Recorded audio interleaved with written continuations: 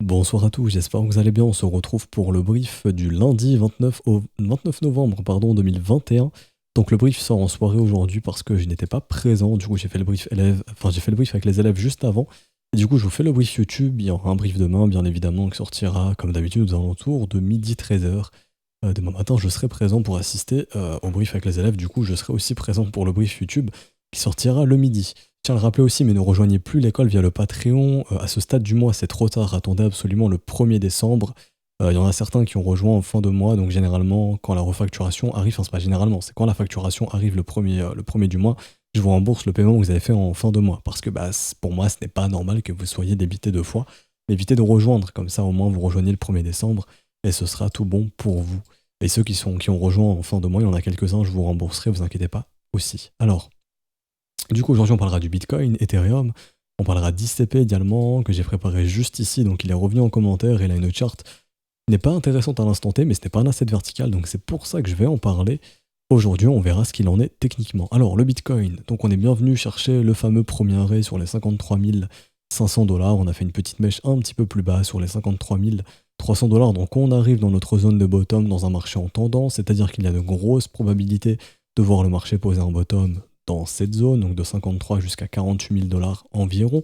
Également, on avait vu ensemble que ça correspondait à la grosse zone de creux au niveau du volume profile. Pour faire très simple, ça signifie juste qu'en gros, il y a eu très peu de volume exécuté dans cette zone et que donc des whales ou de la smart money, en gros de gros investisseurs, s'ils ont besoin d'acheter beaucoup de Bitcoin, ils peuvent le faire sous ce support des 53 000. Ok, entre 53 et 48 000 dollars. Donc, maintenant, on va voir ce qu'il faudrait faire pour poser un bottom. Également la zone de combat qu'on avait vu a cédé au sud, donc là on peut la retirer, le marché a choisi sa direction, on est toujours dans une dynamique baissière, et on va voir quels seraient justement les éléments techniques qui peuvent permettre de poser un bottom. D'ailleurs je vais commencer par ça, mais à ne pas oublier que d'ici fin décembre, on a l'expiration des options, un énorme contrat avec une valeur intrinsèque de 21 milliards de dollars, c'est énorme, avec un max pain price à 48 000 dollars, mais surtout entre 48 et 60 000 dollars. C'est-à-dire qu'en gros, il y a un trou dans l'intérêt entre 48 et 60 000 dollars, et ce qu'il faudrait faire idéalement, ce serait donc clôturer le Bitcoin, enfin avoir une clôture du prix entre 48 et 60, parce que c'est là où nous avons un creux dans l'intérêt, et si on veut recruter un maximum de gens qui ont parié super aux 60 000 dollars pour le Bitcoin, enfin en gros, tous les gens qui ont misé sur le Bitcoin, majoritairement ils ont dit que le Bitcoin serait super à 60 000 dollars. Les plus gros niveaux d'achat de call se font au-dessus des 60, 64, 70, 80, etc. Donc si eux, on veut les rect, simplement, il faut clôturer sous 60. Et le max pain price, c'est entre 48, à mon humble avis. Enfin, déjà, c'est ce que dit le site, et le site a raison. Et à mon humble avis, pour moi, la zone, en gros, de souffrance maximale, ce serait entre 48 et 60 000 dollars. Donc sous 60 et au-dessus de 48. Ok. Donc voilà, en gros, de grosses chances de voir le Bitcoin pour décembre entre 48 et 60. Une fois que tous ces contrats auront expiré, peut-être, enfin, le Bitcoin pourra partir en 2022. Donc, je vais venir là-dessus. Techniquement, on voit que le momentum commence à diverger. Donc ça, c'est bien en daily. C'est pas encore confirmé. Enfin, pour certains, ça l'est. Moi, j'attendrai un cross des zéros. Donc pour l'instant, je vais vous mettre une divergence qui est potentielle, ici. Quand elle sera confirmée, ce sera un bon début. Ça voudra dire que ce mouvement baissier commence à s'essouffler. Et donc, on attend quoi? Ensuite, on attend une structure de retournement. Donc, elle peut arriver plus bas ou elle peut arriver depuis ce creux. Ok? Donc là, ce sera très bien. Vu les informations qu'on a au niveau des contrats options, il sera assez probable en gros de continuer de se chercher jusque fin décembre pour enfin poser un bottom et partir pour l'année 2022 très probablement. Donc pour l'instant, je dirais, il n'y a pas de signe de bottom technique. Enfin, il y a une localisation de bottom, c'est-à-dire que un mouvement correctif généralement se finit très généralement sur le premier arrêt. Donc oui, ici, si jamais on revient et qu'on fait ça, oui, là il y a un bottom qui s'est posé. Et techniquement, les 0,382, c'est un niveau de localisation de bottom dans un mouvement en tendance. Mais ça s'étend généralement jusqu'au 0,5 qui n'est pas Fibonacci, qui n'a rien à voir avec Fibonacci, ok, mais en gros, c'est un retracement de moitié. Donc en gros, entre 53 et 48. Donc, pour poser un bottom, il faut faire tac, ou alors il faut faire ça, et ensuite quelque chose comme ça. Idéalement, de l'autre côté de la trendline, donc quelque chose comme ceci. La trendline d'ailleurs qui va probablement repousser les prix. Par contre, si elle break, il faut pas s'exciter. Il y a tout le monde qui va s'exciter en disant ça y est, on est redevenu bullish. Non, on peut très bien faire ça. Et je pense que si jamais on fait ça, enfin, si jamais ça break et que tout le monde s'excite et dit oui, ça y est, on est reparti, là, les grosses probas, c'est qu'on va faire ça. On va revenir longer la trendline justement pour jusqu'en décembre avant de poser un bottom de l'autre côté derrière. Donc faites très attention, si jamais ça break, qu'on passe à 58, 59 rapidement, mais que tout le monde se remet à être super bullish, ça sera pas tellement bon signe. Ok. Maintenant, le premier arrêt est un excellent niveau pour acheter les dips sur le Bitcoin entre 0,3 et 0,5, enfin 0,382 et 0,5. Tout ce qui revient ici, si le Bitcoin est toujours bien en tendance, c'est un excellent achat long terme sur le Bitcoin pour suivre sa tendance. Ok. Maintenant, du coup, on va passer sur le Bitcoin court terme. Alors, en 4 heures. Bon, on va regarder. On peut voir qu'il y a déjà des divergences 4 heures confirmées, c'est très bien. Donc, c'est ce qui a causé le rebond du prix. Donc, on va probablement créer un range, c'est-à-dire que là, on attend en gros le rebond du prix jusqu'où il pourra aller. Admettons un rebond très probable, c'est le premier arrêt. Donc, ici, 59 314 $. Donc, je vais juste remettre mon FIB autrement. Je vais vous remettre les prix. Hop. Comme ceci. Et donc l'objectif de rebond sur le Bitcoin pour l'instant c'est 59 315 $. C'est-à-dire qu'il y a de grandes chances, et je dis pas que c'est obligé, mais qu'il y a de grandes probabilités qu'on se stoppe autour de ce niveau pour aller retester le support et la zone des 53 000, probablement. Ça je vais le noter ici. Et donc qu'on puisse justement créer notre fameux range ensuite pour soit retourner le marché, soit pour faire un dernier mouvement baissier pour poser le bottom ensuite et se retourner définitivement derrière. Qu'est-ce qui m'amène à penser que pour l'instant, le sentiment est encore un petit peu trop important? Bon, sur Bybit, le spread il est négatif sur Ethereum, il est négatif donc les gens ne sont pas en train de FOMO sur Ether. Mais la différence est que, même sur Bybit, les gens sont bearish pour l'instant sur ce rebond, c'est assez intéressant. Donc il y a deux possibilités, comme d'habitude. Mais bon, là en tout cas, je vais vous donner les informations techniques qui vont vous permettre de savoir avec de grandes probas où le marché va partir. Donc le spread est resté assez haut sur Binance. Ça veut tout simplement dire ici, en gros pour faire très simple, on n'a pas trouvé notre point de capitulation ici pour le moment. C'est-à-dire qu'en gros on a besoin de revenir foutre la pression sur les 53 ou d'aller un petit peu plus bas. Maintenant ce qui change un petit peu c'est que sur sur Bybit pardon, qui est un autre exchange où il y a du levier disponible, donc où il y a des contrats dérivés de dispo, les spreads sont négatifs. C'est-à-dire que pour l'instant le marché rebondit mais sur Bybit le spread ne monte pas. Donc il y a beaucoup de gens qui sont en train de shorter ce rebond. Ça veut dire qu'en gros on peut continuer de rebondir. Mais dès que les gens vont redevenir bullish, comme ceci, il y a de grandes chances que là, on puisse à nouveau rechuter. Ok. En fait, ce qu'il faudrait pour avoir un bottom, et ça je vous l'ai déjà dit, après on n'en a pas besoin bien évidemment, mais ce qu'il faut c'est soit une structure de retournement inverse, donc le W bottom, comme on a eu ici, ou alors des spreads négatifs qui montrent que le sentiment, ça y est, il est négatif. Les gens sont bearish. Pour l'instant, on n'a pas eu ça. C'est-à-dire que sur Binance, le spread il est toujours élevé, et sur Bybit, ça y est, il est déjà redevenu élevé ici. Il a juste été négatif ici, mais généralement c'est Binance qu'il faut regarder. Vraiment, quand le spread est négatif sur Binance, c'est là où on a le bottom. Bottom ici. Pour l'instant, c'est pas encore le cas. Après, on n'est pas obligé d'avoir ça, et généralement c'est préférable. Donc il y a deux possibilités pour instaurer un sentiment baissier. Le range peut instaurer un sentiment baissier, c'est-à-dire que si on range comme ça avec le sentiment et que le spread baisse, les gens seront bearish et là on aura le breakout ensuite, et là on pourra redevenir bullish sur le prix. Ok. Ou alors, il y a besoin d'aller faire un dernier mouvement baissier qui, à ce moment-là, va rendre les gens bearish et là, on aura le bottom ensuite. Et donc ça serait plutôt la zone, justement, entre 48 et 53 000 $. Ça serait la zone, 48 000, 53 000 $ pour poser le bottom.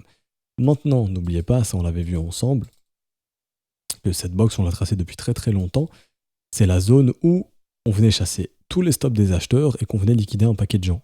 Ok. Maintenant, ce qui est intéressant, c'est qu'on a liquidé des gens ici, mais on n'en a pas liquidé tellement dans cette zone. Mais en tout cas, on a chassé beaucoup de stops. Aussi, une chose que je vous ai dit, c'est que généralement, il est peu probable de défoncer la zone de prix la zone de prix où les spreads ont été négatifs. C'est-à-dire que les spreads ont été négatifs jusqu'au 7 octobre, donc jusqu'au 55 000, en gros jusqu'au 51, jusqu'au 55 000 $. Il y a donc peu de chances de venir défoncer cette zone. Ok. Donc en gros, on sait que notre bottom, il est soit à 53, soit à 51, soit entre 48 et 53. Donc en gros, 48-53, grosse probabilité de bottom. Maintenant, est-ce que le bottom est présent? Techniquement, on ne peut pas encore affirmer que c'est le cas. Ça peut l'être, mais à ce moment-là, on aura un recoup de pression. Et si sur ce coup de pression, les gens sont bearish et que les spreads font ça, pour moi, c'est le bottom. C'est-à-dire qu'on va faire ça et ensuite le marché va se retourner et on va pouvoir repumper. En revanche, si on fait ça et que les spreads restent haussiers et continuent de monter, ça ouvre les portes pour aller plus bas. Ok, donc actuellement pour l'instant, rebond. Rebond, on a vu ensemble, fort probable jusqu'aux 59 300 $. Le premier arrêt. Ensuite, on verra si ce marché sera vraiment prêt à repartir ou non. Techniquement, ici, il y a un W avec les lines, donc c'est-à-dire en close line, oui, il y a du W, donc ça, c'est structure de retournement. Le seul problème, c'est que ici, le bottom, il a été posé en week-end. Ça, généralement, c'est pas bottom. On pose pas les bottoms en week-end, on le fait en semaine. C'est ce qui m'invite à penser qu'on aura quand même une retest de cette zone de prix pour confirmer derrière si oui ou non on a un réel bottom ici. Si jamais ce n'est pas le cas et que le marché se remet à complètement exploser, à ce moment-là, le marché explose. Mais là, ça m'étonnerait entre guillemets un petit peu parce que les spreads n'ont pas vraiment diminué. Après, encore une fois, il se pourrait qu'on n'ait pas besoin de cette baisse des spreads, mais ce serait un peu bizarre entre guillemets, où ça voudrait dire que la grande majorité a capitulé ici, pensant racheter plus bas, et ça aussi c'est bon. Du coup, on va aller voir si les gens ont vendu. Et en gros, oui, le 25 et 26 novembre, et même le 27, le 26 et 27 novembre, on a eu beaucoup de ventes à perte. Et généralement, le marché rebondit derrière. Par exemple, ici, les ventes à perte, où bah, le marché est passé de 40 à 65 000 $, même plus. Donc là, on commence à voir les premières ventes à perte, donc où des gens vendent à perte. Donc oui, ici, on a vraiment eu des gens qui ont paniqué, qui ont vendu leur Bitcoin au bottom. Maintenant, est-ce que c'est suffisant pour poser un bottom? J'aurais du mal à me dire que oui. Hein. Ce que je voudrais voir, c'est simplement vraiment, oui, qu'on reprenne ici une dynamique haussière et qu'on revienne tester ce V pour le transformer en W. Là, oui, je me dirais le bottom est présent. Pour l'instant, techniquement, je ne peux pas confirmer ce bottom. Après, ça peut être le cas, mais j'ai besoin de plus de développement. Et si jamais vous voulez juste acheter du Bitcoin à bon prix, tout ce qui est entre 53 et 48, franchement, en plein hiver, c'est cadeau hein, pour recharger ensuite. Ok. Donc pour l'instant, rien de plus à dire sur le Bitcoin. Rebond, parce qu'il y a beaucoup de vendeurs qui sont rentrés dans le train, il faut les sortir. Je vais aussi vous mettre le biais institutionnel. Hop, il n'est pas encore devenu bullish, c'est un bon indicateur aussi hein, de voir quand le biais redevient bull. Pour l'instant, ce n'est pas le cas. Et une chose aussi à noter, c'est que oui, comme je vous ai dit, il y a eu beaucoup de vendeurs ici sur Bybit. Où ici, vous voyez, les spreads sont négatifs. Eux, ils ont pas mal shorté, donc c'est ce qui fait ce beau rebond. Pareil sur le mouvement là. Depuis qu'on monte, ils sont pas d'accord avec le fait que ça monte, ça continue de shorter, donc c'est ce qui fait qu'on peut continuer de rebondir. Mais attention, j'ai pas l'impression qu'on ait eu la capitulation sur Binance, et je pense qu'on en a besoin. Après, si on n'en a pas besoin, tant mieux. Tant mieux. Mais je me dis que soit on fait ça, et là les gens deviennent bullish, et sont toujours bullish, et là il y a besoin d'aller plus bas. Ou alors, on fait ça, et ensuite on pose le bottom. Est-ce que ça c'est biaisé? Est-ce que je vous dis ça parce que, oh là là, j'aurais à m'acheter du Bitcoin? Je vous le dis, j'en ai rien à foutre d'acheter du Bitcoin ici. Le Bitcoin n'est plus le secteur d'investissement qui m'intéresse côté crypto. Je me focus plus sur d'autres secteurs, donc tout ce qui tourne, enfin d'autres secteurs, plutôt du côté des altcoins et des alts qui savent surperformer le Bitcoin. C'est ce que j'ai vu avec les élèves aujourd'hui. Donc le Bitcoin, je m'en fiche. Donc là, je n'ai pas un biais en me disant non, j'attendais le Bitcoin plus bas, dommage, j'ai pas pu en acheter. Non, je m'en fous honnêtement. Donc là, je suis pas du tout biaisé. C'est juste les informations que j'ai sous les yeux.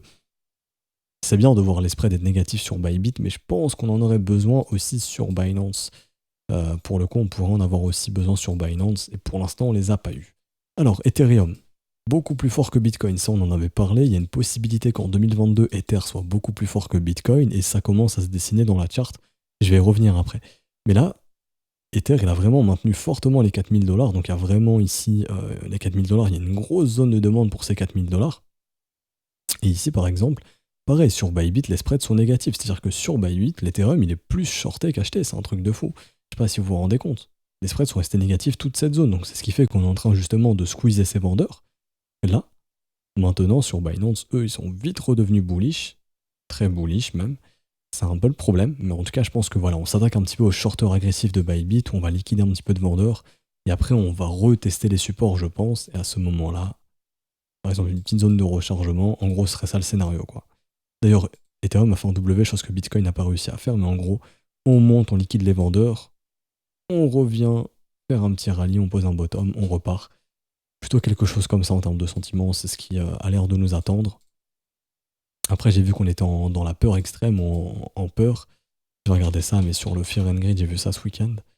Ouais, on est venu dans la peur, peut-être même dans la peur extrême. Dans les vents, je sais plus à partir de combien la peur extrême, mais ouais, on est venu en... Le marché a eu sacrément peur, donc si c'était la frayeur qu'il fallait pour repartir, il n'y a aucun problème. Mais besoin d'une petite structure, je pense, histoire de... Après, peut-être qu'on n'en a pas besoin, mais ça m'étonnerait un petit peu. Donc pour l'instant, on est dans un rebond, parce que je pense qu'on est en train de s'attaquer aux vendeurs agressifs du support ici sur Bybit. Il y a beaucoup de gens qui ont shorté, même sur Binance, hein, le spread a diminué, donc les gens ont shorté ici. Donc là, je pense qu'on est dans un short squeeze. Et que pour l'instant les gens sont contre le mouvement, donc c'est ce qui fait qu'on peut continuer de liquider ces vendeurs.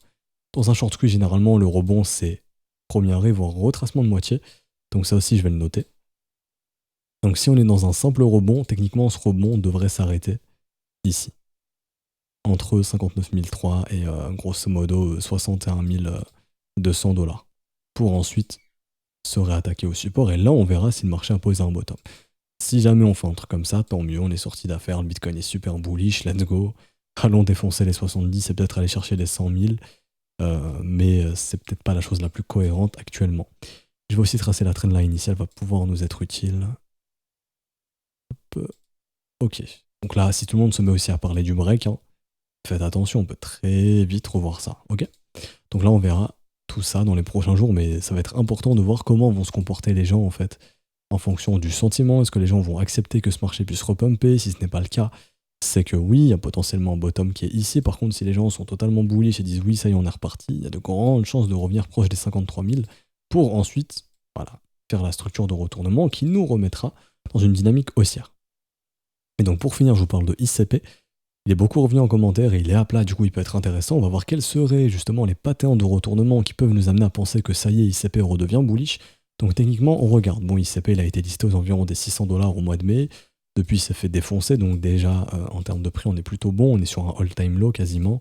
On est peut-être dans la création d'un deuxième creux, c'est-à-dire ici, le bottom ici. Si je trouve un second creux plus haut que le premier, eh bien une demande qui augmente. Ça voudrait dire qu'en gros, ma demande, elle augmente et que mon offre, elle diminue. Pourquoi? Parce que si mes vendeurs n'arrivent plus à pousser mon prix plus bas, c'est que leur offre n'est plus assez suffisante pour faire chuter mon prix. Donc à ce moment-là, j'ai bien une demande qui augmente et une offre qui régresse.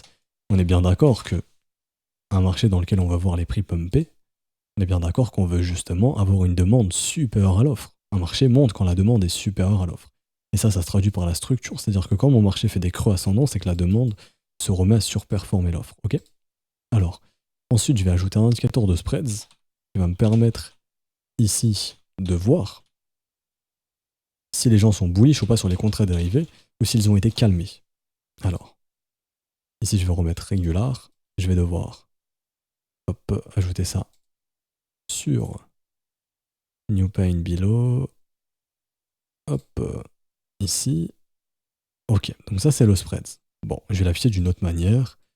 Je vais en gros lui dire de me donner une EMA 13 ici. Donc là, je vais ajouter un indicateur, EMA. Hop, je vais lui dire, tu me mets ici. L'EMA, tu me la mets sur 13 périodes. Comme ceci. Hop, je vais y arriver. Tu me mets ça en histogramme. Ok. Et là, tu me passes en daily. Et donc là, tu me retires. Ça, j'en ai plus besoin. Là, tu me caches ça. Hop, ici. Nickel. Ok. Donc là, c'est ce qui va nous permettre de savoir si les gens sont bullish sur ICP ou pas. Donc les gens étaient bearish ici. Bien évidemment, c'est le bottom. Quand les spreads sont négatifs, c'est que les gens ne sont pas trop d'accord avec le fait que le prix monte, ou en tout cas la demande sur le spot est assez importante. Et quand les spreads montent, c'est que les gens sont bullish. C'est peut-être un moment tard pour acheter. Pareil, ici là. Depuis que l'asset a été listé, les gens étaient extrêmement bullish. Le sentiment s'est calmé, mais les gens étaient très bullish. Donc on a dû nettoyer ce marché. Donc ce que je veux dire, c'est que ce marché a été nettoyé. Les spreads ont été négatifs ici. Donc les gens étaient bearish en gros sur ICP, sur cette zone de prix, hein, donc vers les 29, 30 $ jusqu'à 40. Ils sont redevenus un peu bullish ici, pas tellement, mais ils sont un peu redevenus bullish. Donc là, on va voir un petit peu comment évolue le spread. Le spread se remet à baisser. Donc les gens étaient bearish ici, ce qui a pu poser le bottom à 40 $. On a eu un rebond à 58.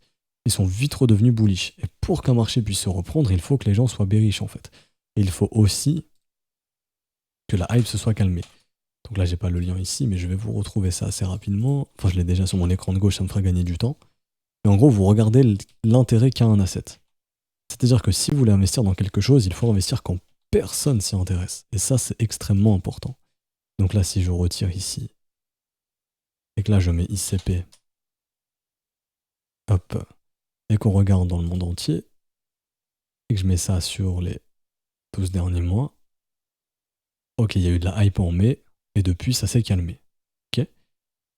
Quand l'intérêt va revenir, donc là, l'intérêt est plat, c'est-à-dire que c'est une bonne chose. Quand l'intérêt va revenir, la demande va pouvoir revenir, et en gros, le public va pouvoir revenir, et eux, ils vont pouvoir acheter et faire monter les prix, entre guillemets. C'est-à-dire que quand la nouvelle demande va arriver, les gens vont s'intéresser à ICP, elle va permettre justement de pouvoir retirer les prix vers le haut. Maintenant, est-ce que techniquement c'est dans la charte? Pour l'instant, non. Donc, quels seraient les éléments à surveiller? Comme je vous ai dit, le spread. Pour l'instant, c'est bien calmé ici en weekly, c'est bien, ça se voit bien. En daily, ça se remet à chuter, donc c'est une bonne chose.